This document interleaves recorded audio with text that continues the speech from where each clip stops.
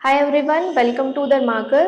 मेरा नाम है रितिका रानी और मैं हूँ आपकी बायोलॉजी एजुकेटर। तो हम लोग पिछले क्लास में कर रहे थे principle of inheritance and variation. ठीक है, हमने क्या कंप्लीट कर लिया था? हमने कंप्लीट कर लिया था 1 जीन इनहेरिटेंस और 2 जीन इनहेरिटेंस।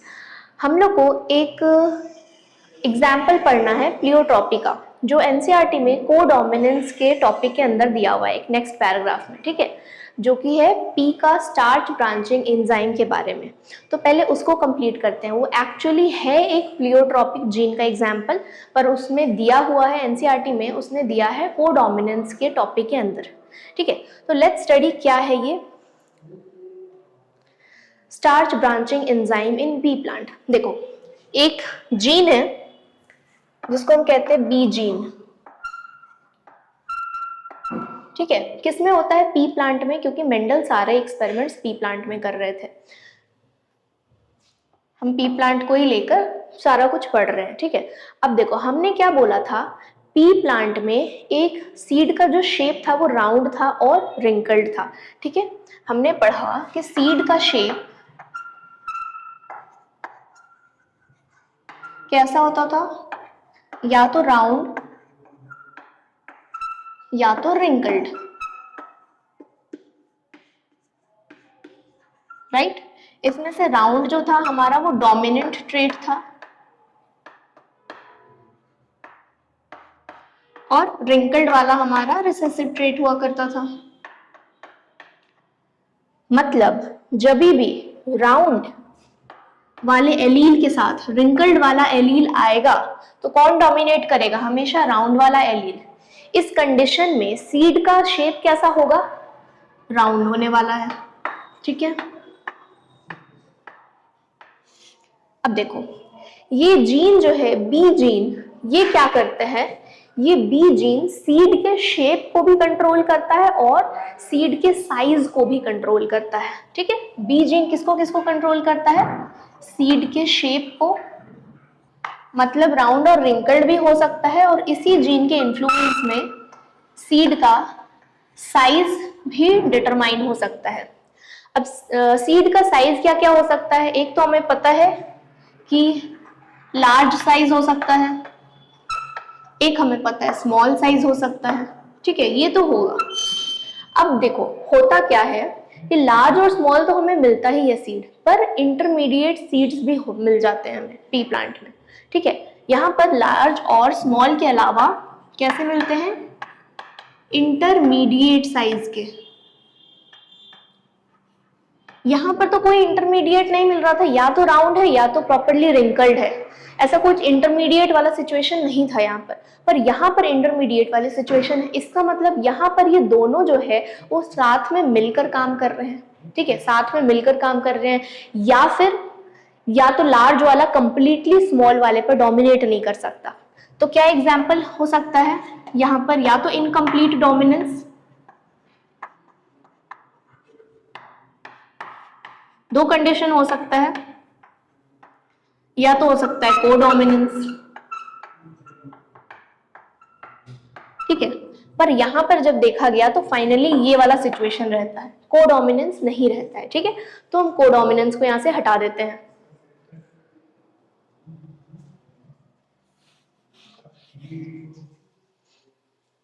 चलो, तो हम अब क्या जीनोटाइप को ड्रॉ करेंगे। जीनोटाइप लिखकर हम प्रॉपर एक्सपेरिमेंट समझेंगे क्या हो रहा है।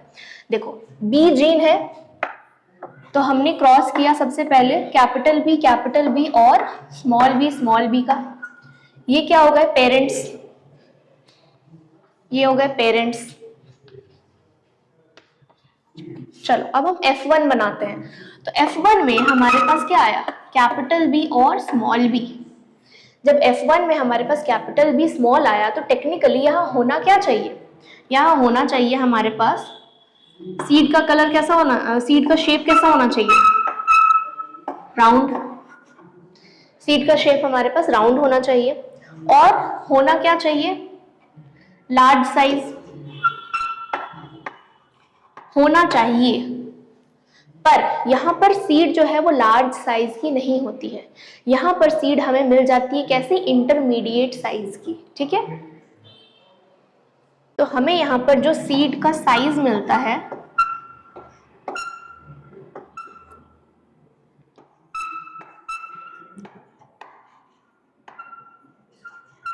इंटरमीडिएट साइज का मिलता है। ओके, तो मतलब यहाँ पर हो क्या रहा है, इस कंडीशन में हमारे पास डोमिनेंस है, इस कंडीशन में कंप्लीट डोमिनेंस है। जब हम सीड का शेप देखते हैं तो वहां पर कंप्लीट डोमिनेंस है, ठीक है, राउंड है, हेटेरोजाइगस होने के बाद भी राउंड सीड है। पर जब हम कंसिडर करते हैं सीड का साइज, जब हम साइज को कंसिडर करते हैं तो यहां पर क्या हो जाता है, इनकम्प्लीट डोमिनेंस, इनकम्प्लीट डोमिनेंस। ठीक है, तो यहाँ पर एक लाइन लिखी हुई है एनसीईआरटी में कि हमारा जो रिजल्ट होता है, ऐसा कुछ श्योरिटी नहीं है कि हम दोनों केस में एक ही चीज नहीं बोल सकते हैं। ठीक है, हम अगर सीड का शेप कंसिडर करेंगे तो हम वहां बोलेंगे क्या है, डोमिनेंस है, वहां पर डोमिनेंस हो रहा है, कंप्लीट डोमिनेंस। पर अगर हम सीड के शेप को, सॉरी, साइज को कंसिडर करेंगे तो हम क्या बोलेंगे, इनकम्प्लीट डोमिनेंस। तो डिपेंड करता है, हमारा रिजल्ट जो है वो डिपेंड करता है कि हम किस फीचर को कंसिडर कर रहे हैं, किस कैरेक्टर को हम स्टडी कर रहे हैं। ठीक है, ये एक्सप्लेन किया हुआ है। ये एग्जाम्पल है किसका, प्लियोट्रॉपी, क्योंकि प्लियोट्रॉपी में हम क्या बोलते हैं, देखो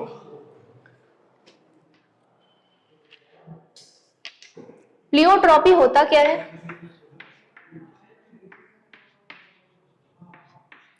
प्लियोट्रॉपी में एक जीन, ठीक है, एक जीन मल्टीपल कैरेक्टर्स को इफेक्ट कर सकते हैं, मल्टीपल कैरेक्टर्स, ठीक है, बहुत सारे कैरेक्टर्स को इफेक्ट कर सकता है। यहां पर एक ही जीन है, बी जीन, शेप को भी इफेक्ट कर रहा है, साइज को भी इफेक्ट कर रहा है। ठीक है, ये हो गया एक एग्जाम्पल प्लियोट्रॉपी का। सिमिलरली ह्यूमंस में एक एग्जाम्पल है प्लियोट्रॉपी का, जो कि है फिनाइल कीटोन यूरिया, PKU।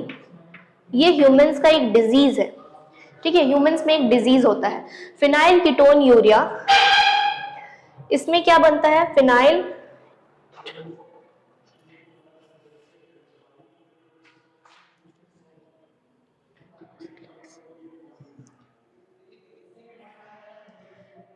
यहां पर फिनाइल एलेनिन हाइड्रोक्सिलेज नाम का एंजाइम नहीं बन पाता है इस कंडीशन में। ठीक है,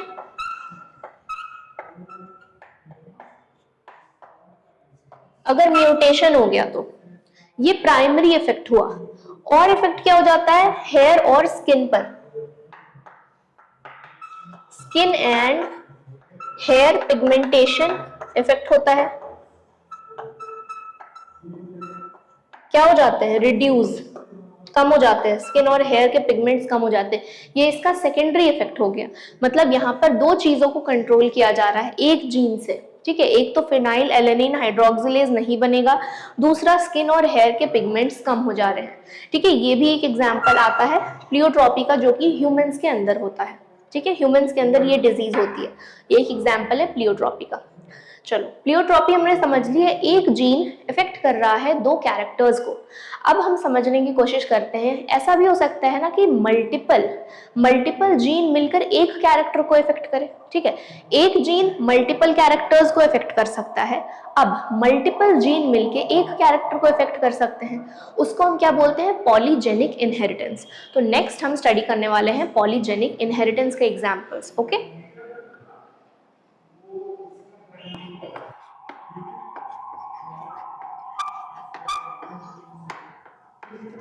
चलो नेक्स्ट हम स्टडी करने वाले हैं पॉलीजेनिक इनहेरिटेंस।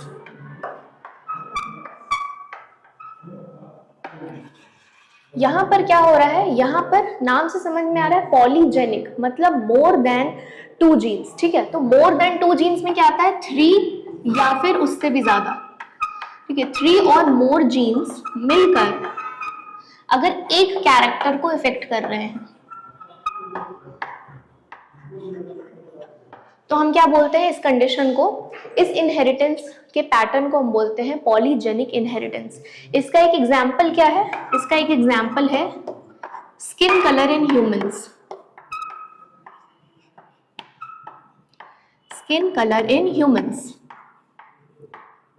और एग्जाम्पल है ह्यूमन के हाइट,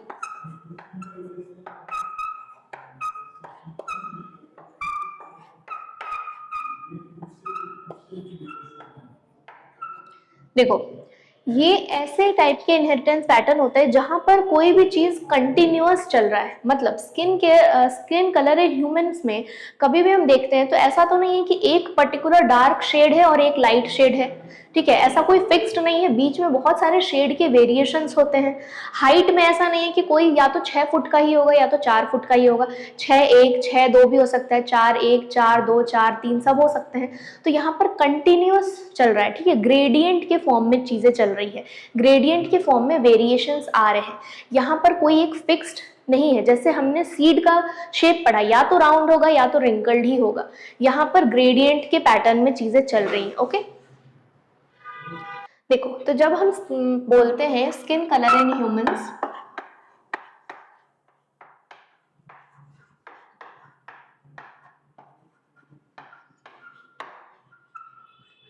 तो स्किन कलर इन ह्यूमन को कितने जीन कंट्रोल करते हैं? 3 जीन कंट्रोल करते हैं। ओके, 3 जीन कंट्रोल करते हैं।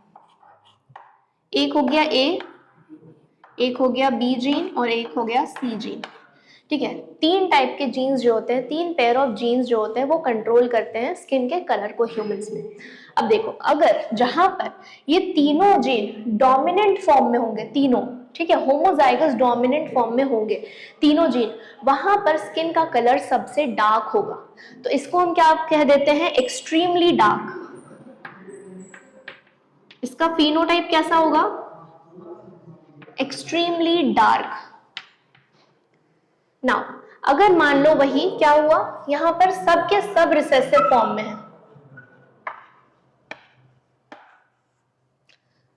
यहां पर एक भी डोमिनेंट जीन नहीं है, ठीक है, तो यहां पर स्किन का कलर क्या हो जाता है? एक्सट्रीमली लाइट, एक्सट्रीमली लाइट या एक्सट्रीमली फेयर कह सकते हैं हम, ठीक है। अब इनका बीच वाला सिचुएशन देखो, यहां पर 6 डोमिनेंट एलील्स हैं हमारे पास। कितने डोमिनेंट एलील्स हैं? 6। 6 एलील्स क्या है हमारे पास? डोमिनेंट। तो ये सबसे डार्क कलर होगा। ये कलर वाले लोग जो होंगे, जिनमें ऐसे एलील्स होंगे, उनका स्किन का कलर सबसे डार्क होगा, ठीक है। यहां पर देखो, सब के सब रिसेसिव है, तो यहां हम क्या बोलेंगे? 0 डोमिनेंट एलील्स।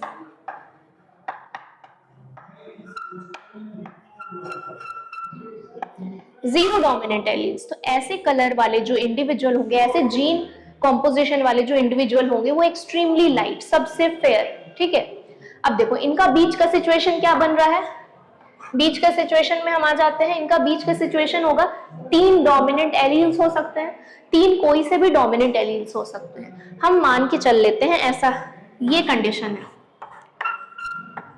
अगर हम क्रॉस कराएंगे तो F1 में ऐसा ही कंडीशन बनेगा, ठीक है। तो ये बीच का सिचुएशन है। यहां पर क्या है? 3 डोमिनेंट एलील्स।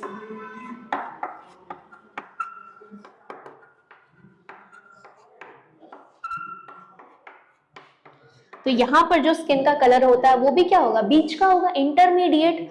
तो ये जो होते हैं इंटरमीडिएट कलर वाले लोग होते हैं,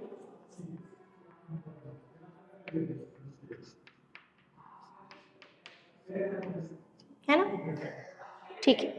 चलो, तो इस तरीके से जितने नंबर ऑफ डोमिनेंट एलील्स बढ़ेंगे, उतना ज्यादा कलर स्किन का डार्क होता जाएगा, राइट। तो यहाँ पर क्या डिपेंड कर रहा है? यहाँ पर डिपेंड कर रहा है कि कितने नंबर ऑफ डोमिनेंट एलील्स है। जैसे जैसे नंबर ऑफ डोमिनेंट एलील्स बढ़ते जाएंगे, स्किन का कलर डार्क होता जाएगा। तो यहाँ पर एक इंपॉर्टेंट चीज ये है कि नंबर ऑफ डोमिनेंट, हर एक डोमिनेंट एलील कुछ ना कुछ कंट्रीब्यूट करता है स्किन के कलर में, ठीक है। हर एक डोमिनेंट एलील कुछ ना कुछ कंट्रीब्यूट कर रहा है स्किन के कलर में। तो हम लोग एक टेबल बना सकते हैं, नंबर ऑफ डोमिनेंट एलील 0 से 6 तक, 0 सबसे कम, 6 सबसे ज्यादा, ठीक है।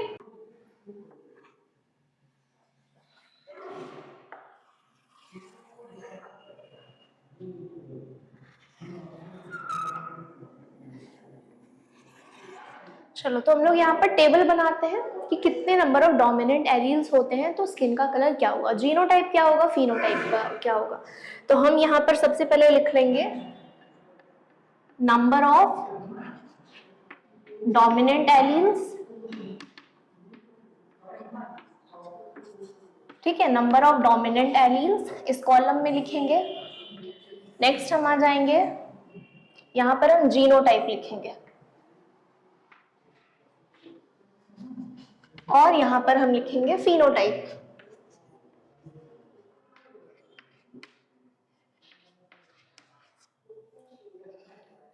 चलो स्टार्ट करते हैं। सबसे पहले हम 0 से स्टार्ट करते हैं, ठीक है, या 6 से स्टार्ट कर ले। चलो सबसे पहले maximum number of dominant allele से स्टार्ट करते हैं, 6। मैं लिखो 6 5 4 3 2 1 और 0।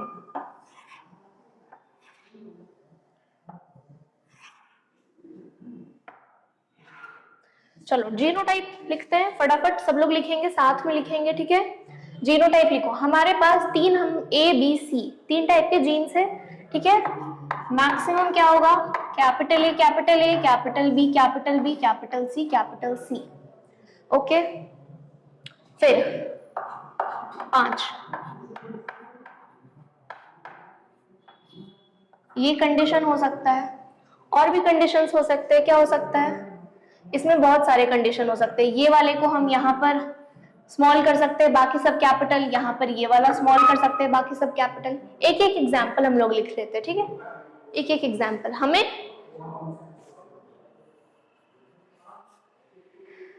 क्या देखना है कि कितने नंबर ऑफ डोमिनेंट एलील्स पर फिनोटाइप क्या होगा, ठीक है। फर्क नहीं पड़ता, अगर यहाँ स्मॉल सी की जगह पर यहाँ कैपिटल सी और यहाँ स्मॉल भी हो जाए तब भी फिनोटाइप सेम ही होगा, क्योंकि हमको यहाँ number of dominant alleles count करने हैं।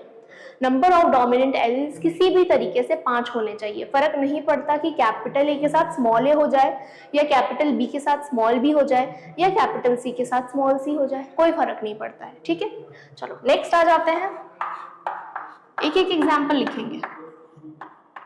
मान लो यहाँ स्मॉल सी हो गया, यहाँ पर और क्या कंडीशन बन सकता था, यहाँ पर ये दोनों स्मॉल ए हो सकते थे, या फिर यहाँ पर स्मॉल भी हो सकता था, या फिर यहाँ पर एक होमोजाइगस डोमिनेंट का पेयर हो जाता, बाकी दोनों हेटेरोजाइगस हो जाते, ठीक है। ये कंडीशन बन सकता था। हमें 4 डोमिनेंट एलील्स चाहिए। नेक्स्ट 3 डोमिनेंट एलील्स चाहिए, बाकी सब रिसेसिव। एक एग्जाम्पल लिख रहे हैं, ठीक है, काउंट करना है। 3 डोमिनेंट एलील्स है। नेक्स्ट यहाँ 2 डोमिनेंट एलील्स है, यहाँ पर 1 डोमिनेंट एलील है, और यहाँ 0 डोमिनेंट एलील्स होंगे, राइट। इनके और जीनोटाइप्स बन सकते हैं, यहाँ से 5 4 3 2 1, पर ये और ये तो फिक्स्ड रहेगा, सारे के सारे रिसेसिव, सारे के सारे डोमिनेंट, ठीक है। अब देखो फिनोटाइप क्या हो जाएगा, फिनोटाइप ये वाले हो जाएंगे एक्सट्रीमली डार्क, एक्सट्रीमली डार्क, सबसे डार्क कलर की स्किन हो जाएगी इनकी, ठीक है। ऐसे जीनोटाइप वाले लोगों की, इनकी क्या हो जाएगी, एक्सट्रीमली लाइट। एक जगह एक्सट्रीमली डार्क लिख लो, एक जगह एक्सट्रीमली लाइट लिख लो, तो एक्सट्रीमली लाइट। फिर आ जाओ डार्क और लाइट, ये हो जाएंगे डार्क, ये वाले हो जाएंगे लाइट। फिर आ जाओ फेयरली, थोड़े थोड़े, ठीक है, थोड़े थोड़े डार्क, फेयरली डार्क,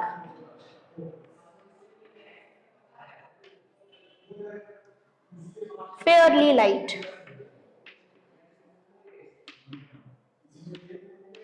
और बीच वाला इंटरमीडिएट।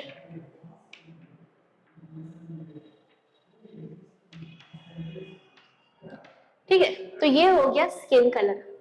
अब देखो स्किन कलर की बात जब भी हम करते हैं तो स्किन कलर जो होता है वो हमारे जीन से तो इफेक्ट होता ही होता है, पर ये इन्वायरमेंट से भी इफेक्ट हो सकता है। अगर रोज तुम 5 घंटे धूप में बैठे रहोगे तो स्किन का कलर डार्क होगा, होगा, ऑब्वियसली होगा।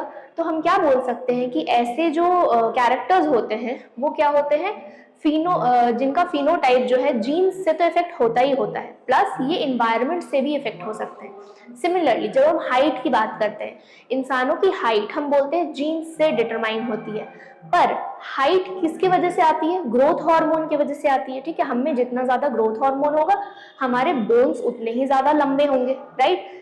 जब ग्रोइंग एज होता है उस टाइम बोन्स बढ़ते हैं, किसकी वजह से? ग्रोथ हार्मोन की वजह से।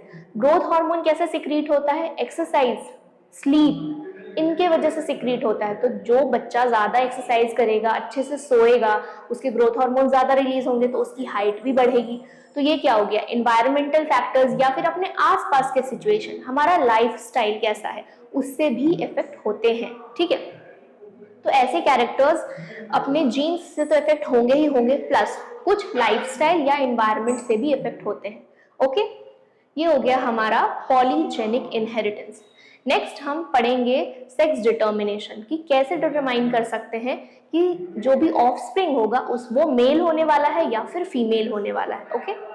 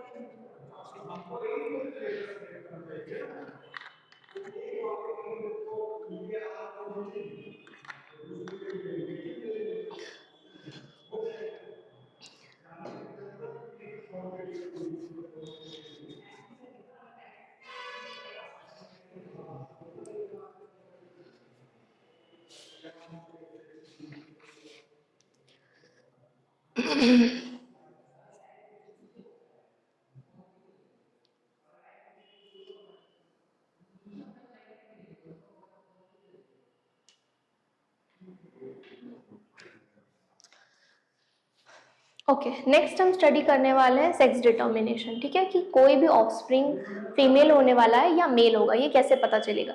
हमारे जीन्स तो इफेक्ट करते ही हैं, ये हमें पता है, पर जीन्स के अलावा जैसे इंसेक्ट्स हुए, इंसेक्ट में इन्वायरमेंट इफेक्ट करता है कि इंसेक्ट को किस इन्वायरमेंट में रखा गया है। ठीक है, उस हिसाब से जो ऑफस्प्रिंग होता है या तो मेल हो सकता है या फीमेल हो सकता है। पर हमें क्या पढ़ना है? बेसिकली हमें तीन टाइप के सेक्स डिटर्मिनेशन पढ़ने, एक ह्यूमंस का पढ़ना है, एक हनी बी का पढ़ना है, और कुछ इंसेक्ट्स और बर्ड्स के एग्जाम्पल पढ़ने हैं। ठीक है, तो लेट्स स्टार्ट। हम टॉपिक स्टार्ट करते हैं सेक्स डिटर्मिनेशन।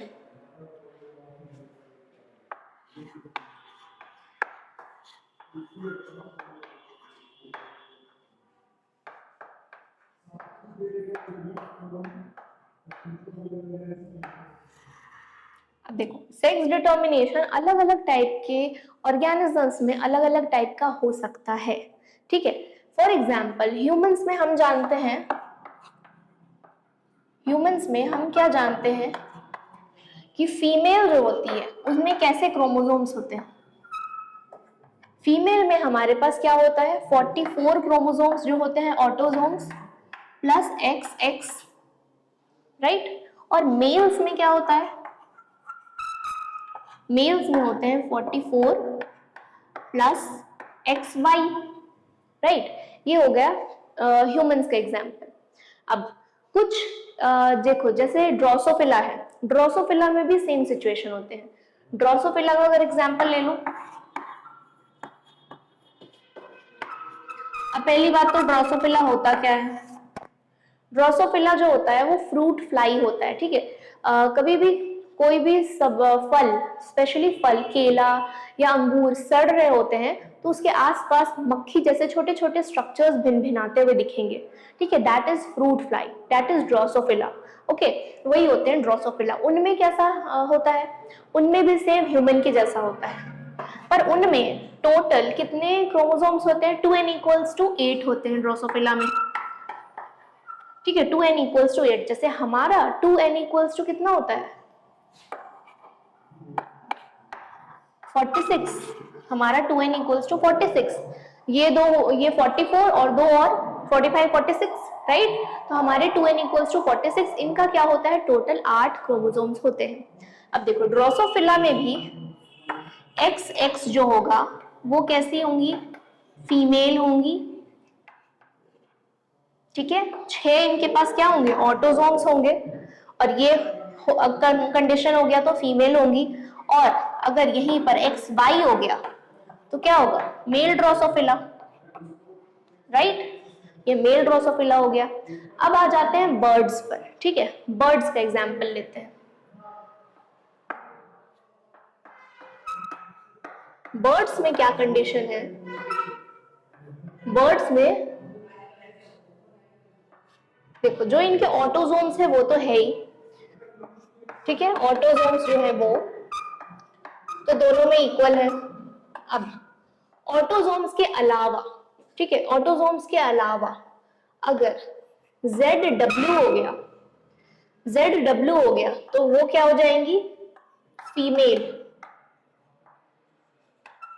और ZZ हो गया, क्रोमोसोम्स के नाम है, ठीक है। ZW, जैसे यहाँ पर X क्रोमोसोम और Y क्रोमोसोम था, वैसे यहाँ पर Z क्रोमोसोम, W क्रोमोसोम। तो यहाँ पर जब ZZ हो गया तो यहाँ क्या हो जाएगा? बर्ड मेल हो जाएगा, ठीक है। अब देखो यहाँ पर कंफ्यूजन हटाने के लिए इनको अलग अलग नाम दे दिया गया है। यहाँ देखो मेल में अलग अलग क्रोमोसोम्स हैं, ठीक है। तो इस कंडीशन जब ऐसा होता है कि मेल जो Y क्रोमोसोम होगा वो मेल में ही जाएगा ह्यूमंस में, तो ह्यूमंस में जो मेल्स होते हैं उनमें क्या होती है? उनमें हम बोलते हैं हेटेरोगैमी होती है। मतलब मेल्स जो होते हैं वो अलग क्रोमोसोम, उनमें एक पेयर जो होता है वो अलग, मतलब ये पेयर नहीं कहेंगे पर ये जो सेक्स क्रोमोसोम्स होते हैं वो अलग अलग होते हैं।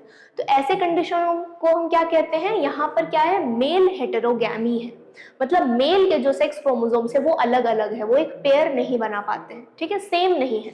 तो यहाँ पर हम क्या बोलेंगे? ह्यूमंस में क्या होता है? ह्यूमंस में होते हैं मेल हेटेरोगैमी।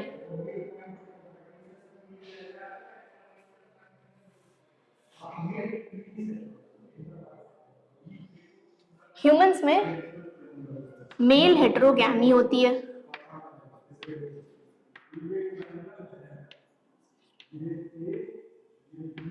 ओके। सिमिलरली ड्रोसोफिला में कैसी हेटेरोगैमी है? यहाँ पर भी मेल हेटेरोगैमी है। ड्रोसोफिला में भी सेम कंडीशन है। पर बर्ड्स में देखो, बर्ड्स में फीमेल के दोनों क्रोमोसोम्स अलग अलग है, तो बर्ड्स में फीमेल हेटेरोगैमी होती है, ठीक है। बर्ड्स में यहाँ पर फीमेल हेटेरोगैमी होती है।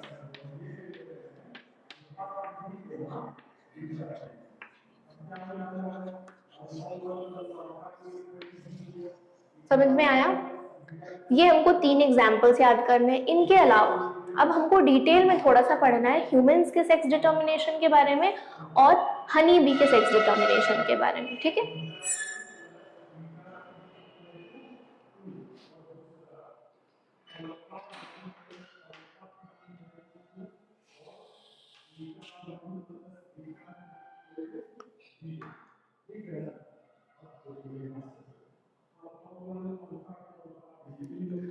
अच्छा, एक और चीज, इनके अलावा जो हमने इंसेक्ट्स की बात की, कुछ इंसेक्ट्स में क्या होता है? ऐसा भी सिचुएशन होता है, कुछ इंसेक्ट्स में ऐसा कुछ सिचुएशन होता है जो इनके ऑटोसोम्स हैं वो तो है ही, ठीक है, ऑटोसोम्स है ही। इनके अलावा अगर यहाँ पर 2 X क्रोमोसोम है तो फीमेल होगी, पर अगर यहाँ पर सिर्फ एक ही एक्स क्रोमोसोम है तो हम क्या बोल देंगे, एक्स और ओ मतलब 0, ठीक है, यहाँ कुछ नहीं, ओ क्रोमोसोम नहीं है, इसको हमने 0 है, कुछ नहीं है, इसलिए हमने ओ लिखा हुआ है, तो एक्स ओ ये क्या हो जाता है, मेल। तो इंसेक्ट्स में मेल में क्या हो जाएगा, एक क्रोमोसोम का नंबर कम हो जाएगा। तो यहाँ पर जैसे हमने बात किया ह्यूमंस मेल हो या फीमेल हो 46 क्रोमोसोम्स होंगे ही होंगे, क्योंकि अगर एक्स नहीं है तो एक वाई है मेल में। पर यहाँ पर ऐसा नहीं होता, यहाँ पर मेल में एक क्रोमोसोम कम रहेगा हमेशा, ठीक है। ऐसे इंसेक्ट्स, इनमें एग्जाम्पल क्या है, ग्रास हॉपर एग्जाम्पल में है, ओके, ये एक एग्जाम्पल है।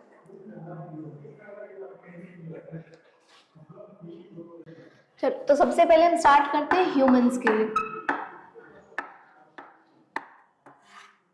देखो ह्यूमंस में हमें पता है मेल जो होता है उसमें एक्स वाई होते हैं ऑटोजोम्स के अलावा, और फीमेल जो होती है उनमें क्या होता है, एक्स एक्स, ठीक है। तो जब भी गैमीट्स बनेंगे, ठीक है, जब भी गैमीट्स बनेंगे, मेल में क्या बनेगा, स्पर्म्स बनेंगे, और फीमेल में बनेंगे ओवम। तो जब भी गैमीट्स बनेंगे तो मेल में क्या हो सकता है, स्पर्म में या तो एक्स हो सकता है या तो वाई हो सकता है, दोनों नहीं होने वाला है, ठीक है। फीमेल में जब भी बनेगा एक्स ही बनेगा, फीमेल में दोनों ही एक्स है तो जब भी बनेगा एक्स ही बनेगा। अब जब फर्टिलाइजेशन होता है तो फर्टिलाइजेशन की कंडीशन देखो,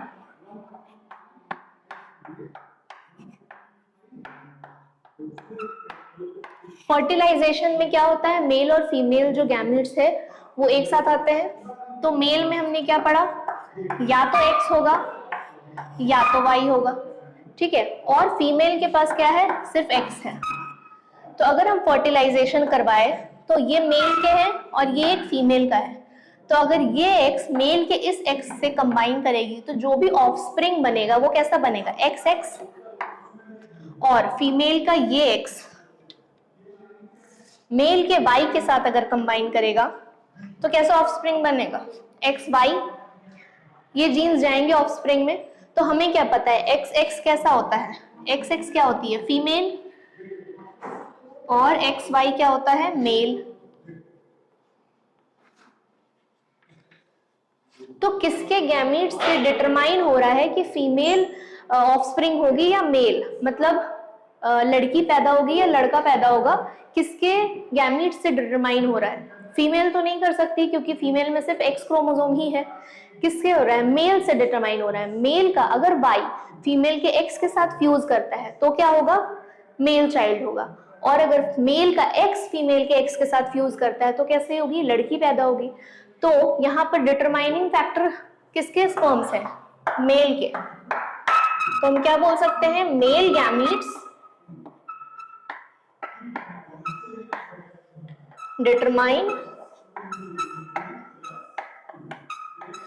sex of the child,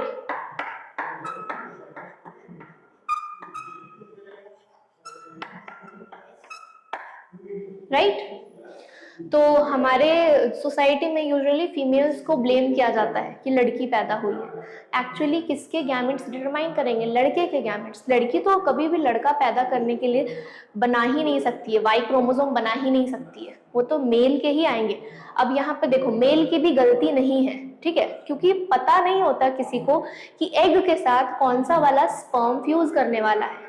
mail के जो भी गैमेट्स हैं, जो भी स्पर्म है, उनमें कौन सा एक्स गया है वाई गया है ये पता नहीं होता, और वो एक्स वाला जाके फीमेल के एग के साथ फ्यूज करेगा या वाई वाला जाके फीमेल के एग के साथ फ्यूज करेगा ये भी नहीं पता। तो ये एक चांस इवेंट होता है, गलती किसी की नहीं होती है।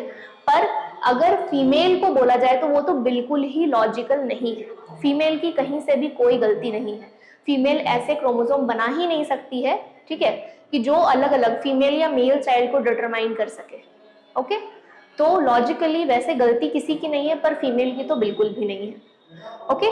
नाउ लेट्स सी कि हनी बी में सेक्स डिटर्मिनेशन कैसा होता है। हनी बी के बारे में थोड़ा सा हमें डिटेल में पढ़ना है, क्योंकि हनी बी में एक अलग टाइप का सेक्स डिटर्मिनेशन होता है। हमने अब तक क्या पढ़ा, हमने पढ़ा एनवायरनमेंट से रिलेटेड हो सकता है, हमने पढ़ा हमारे जीन्स डिटरमाइन कर सकते हैं। हनी बी में थोड़ा सा होता है हैप्लोडिप्लॉइडी, एक टर्म होता है हनी बी में, उस टाइप का सेक्स डिटर्मिनेशन होता है, ठीक है, हैप्लोडिप्लॉइडी टाइप के। तो चलो हम डिटेल में स्टडी करते हैं कि हनी बी में किस टाइप का मेल कैसे बनेंगे, फीमेल्स कैसे बनेंगी। ओके,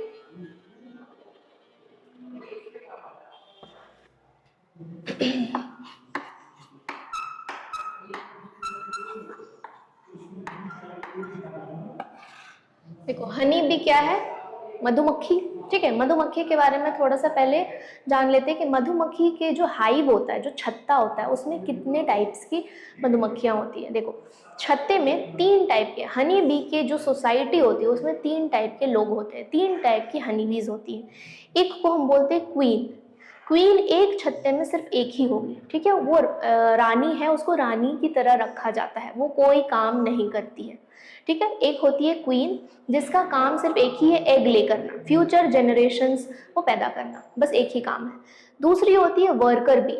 वर्कर बी भी फीमेल ही होती है, जैसे क्वीन फीमेल है, वर्कर बी फीमेल है। नाम से समझ में आ रहा है, वर्कर बी है मतलब काम करने के लिए है, उनको काम करने के लिए रखा गया है, वो सारा काम करती है, सारा का सारा काम वर्कर बी करती है। क्या क्या काम करती है, छत्ते की सफाई करना, फूलों से हनी लेकर आना, जो बच्चे पैदा हो रहे हैं उनको नर्स करना, ठीक है, सब कुछ वर्कर बी का काम है।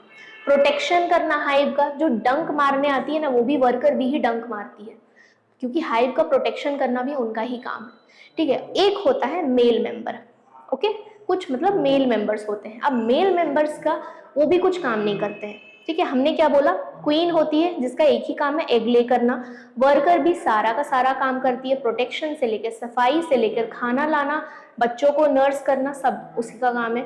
एक होते हैं मेल मेंबर्स। मेल मेंबर्स का एक ही काम है क्वीन के साथ मेट करना और फर्टिलाइज्ड एग्स प्रोड्यूस करना, ठीक है। क्वीन के साथ मेटिंग उनका एक सिर्फ काम होता है मेल मेंबर्स का। अब देखो यहाँ पर हमने बोला 3 टाइप के मेंबर्स हैं।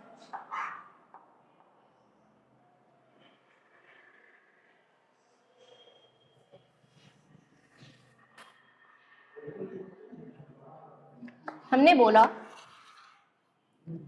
3 टाइप के मेंबर्स हैं। एक हो गई हमारी क्वीन, ठीक है, ये रानियों की तरह ही रहेगी और इसका काम क्या है, सिर्फ लेइंग एग्स,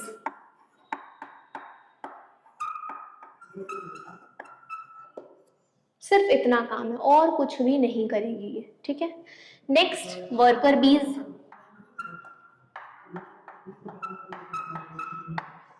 वर्कर बी सारा का सारा काम करती है। वर्कर बी का काम क्या क्या है, नर्सिंग, मतलब जो भी बच्चे होंगे एग्स से, जो भी हनी बीज निकलेंगे उनको पालने का काम करेंगी। फिर फूड लाना, मतलब नेक्टर कलेक्ट करना,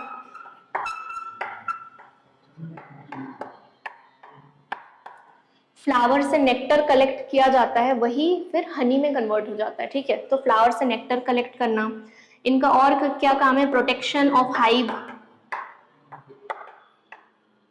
प्रोटेक्शन, फिर और साफ सफाई, क्लीनिंग, सारा का सारा काम वर्कर बीज करती है। और वर्कर बीज कौन होती है, ये भी फीमेल होती है, मेल नहीं होते, मेल कोई काम नहीं करते हैं, ठीक है, कोई भी काम मेल नहीं करते हैं। वर्कर भी कौन होती है, फीमेल। क्वीन तो हमें पता ही है फीमेल ही होगी, ठीक है, क्वीन भी फीमेल होती है। मेल होता तो हम किंग लिख देते, बट क्वीन होती है। देखो इसका ऑर्डर, जहां क्वीन जाएगी वहां सब के सब बीज जाएंगे, तो क्वीन का ऑर्डर माना जाता है पूरे हाइव में। क्वीन को प्रोटेक्ट करके रखा जाता है, क्वीन के पीछे पीछे सारी की सारी बीज जाएंगी। तो अगर किसी हाइव को, किसी मधुमक्खी को, छत्ते को अगर सेफली कहीं शिफ्ट करना है एक जगह से दूसरे जगह, तो हमेशा पहले क्वीन को ढूंढा जाता है। जो मधुमक्खी पालन करते हैं ना, वो क्या करते हैं, सबसे पहले क्वीन को ढूंढेंगे, ठीक है। क्वीन अलग से दिख जाती है छत्ते में, थोड़ी देर देखने की जरूरत है, थोड़ा एक्सपीरियंस लगता है, वो पहचान जाते हैं कि ये क्वीन है। क्वीन को आराम से उठाओ, ठीक है, आराम से उठाओ और एक दूसरे जगह पर जाके रख दो। मतलब एक सेफ जगह पर जाके रख दो, सारी की सारी बीज कुछ टाइम बाद वहां शिफ्ट हो जाएंगी। क्यों? क्योंकि वो क्वीन को फॉलो करती है। क्वीन के बिना कोई भी हाइव का कोई अस्तित्व नहीं है। ठीक है, तो अब देखो नेक्स्ट हम एक और क्या मेंबर है हमारे पास, मेल मेंबर्स हैं।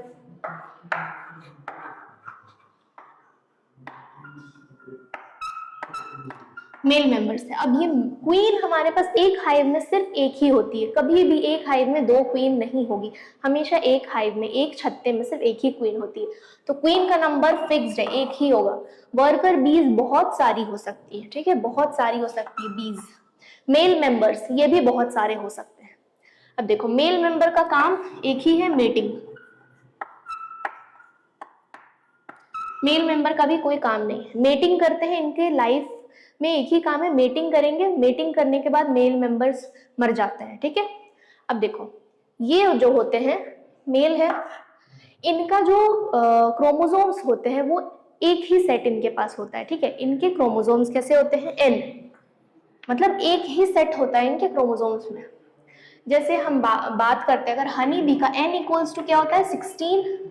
एक सेट में इनके पास 16 क्रोमोसोम्स होते हैं, तो 2n इक्वल्स टू क्या हो जाएगा, 32। ठीक है, इनके पास कोई सेक्स क्रोमोसोम एक्स वाई कुछ ऐसा नहीं होता है। इनमें कैसे डिसाइड होता है कौन मेल है कौन फीमेल, जो भी n रह गए, आधे सेट रह गए, वो सब के सब मेल होंगे, और जो भी 2n है वो सब के सब फीमेल होंगी। क्वीन भी 2n होती है, वर्कर्स भी 2n होती है।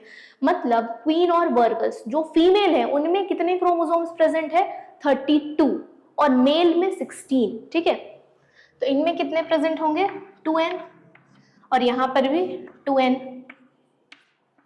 राइट, तो अब देखो हम बोलते हैं कि गैमेट्स प्रोडक्शन में हमेशा नंबर आधा हो जाता है, पर जब मेल अपने गैमेट्स बनाएगा, मेटिंग करेगा, तो मेल के गैमेट्स फीमेल के एग के साथ फ्यूज करेगा।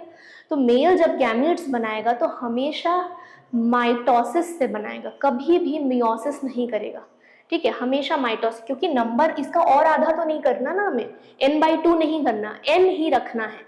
तो जब भी मेल गैमेट्स बनाएंगे तो किससे बनाएंगे, माइटोसिस। तो हम यहां लिख देते हैं मेल गैमेट्स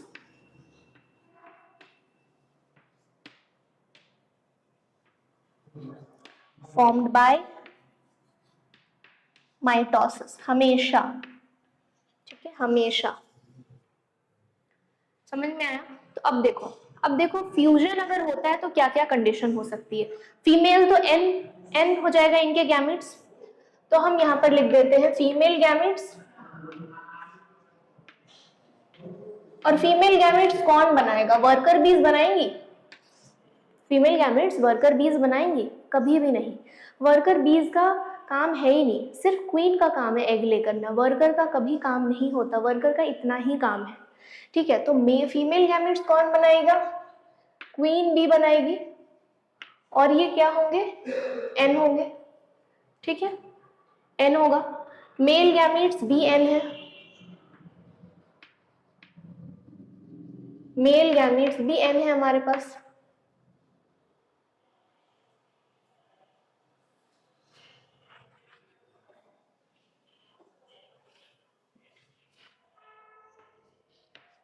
अब फ्यूजन करो। ठीक है, फ्यूजन करने पर क्या मिल रहा है हमें, 2n। ठीक है, एक तो कंडीशन ये है कि ये 2n बन गया, एक कंडीशन हो सकता है कि ये फ्यूजन होगा ही नहीं, ये फ्यूजन होगा ही नहीं। ठीक है, ये फ्यूजन नहीं हुआ तो क्या रह जाएगा, n ही रह जाएगा। राइट, एक कंडीशन हो जाएगा कि 2n हो जाएगा और एक n ही रह जाएगा, फ्यूजन नहीं होगा तो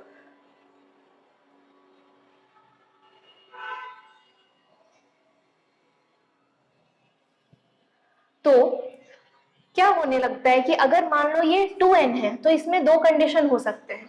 ये 2n फीमेल होगी, ये तो फॉर श्योर है।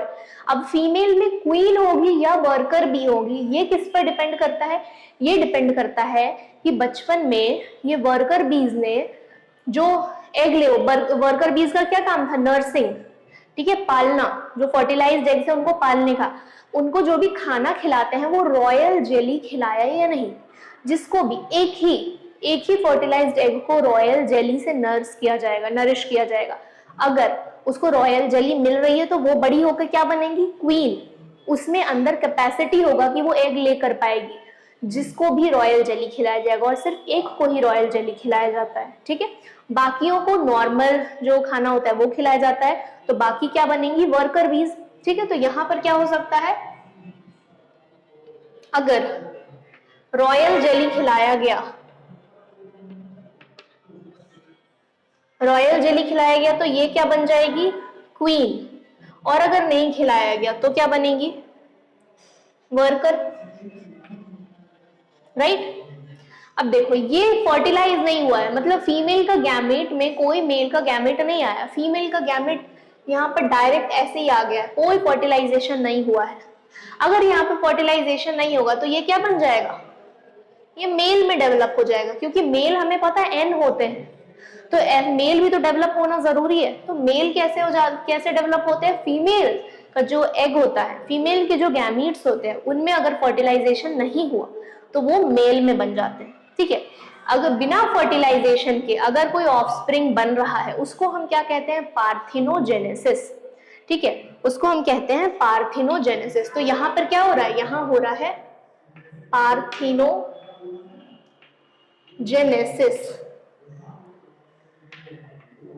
तो फीमेल्स जो है वो मेल प्रोड्यूस कर सकती हैं, ठीक है, बिना फर्टिलाइजेशन के।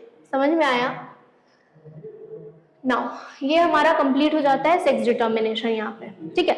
इसके बाद के टॉपिक्स हम अगले क्लास में करेंगे, तो होपफुली यहाँ तक सबको सब कुछ क्लियर हो गया होगा, ठीक है। इसके बाद टॉपिक्स हमारे पास क्या क्या बचे हैं, हमारे पास बचा है chromosomal theory of inheritance, linkage, recombination, mutation बचा है, और जेनेटिक डिसऑर्डर्स बचा है, ठीक है। वो हम अगली क्लास में कवर करेंगे। तब तक के लिए थैंक यू वेरी मच, और पढ़ते रहो, और अगर लेक्चर समझ आया हो, पसंद आया हो, तो please like, share and subscribe, ठीक है। Thank you.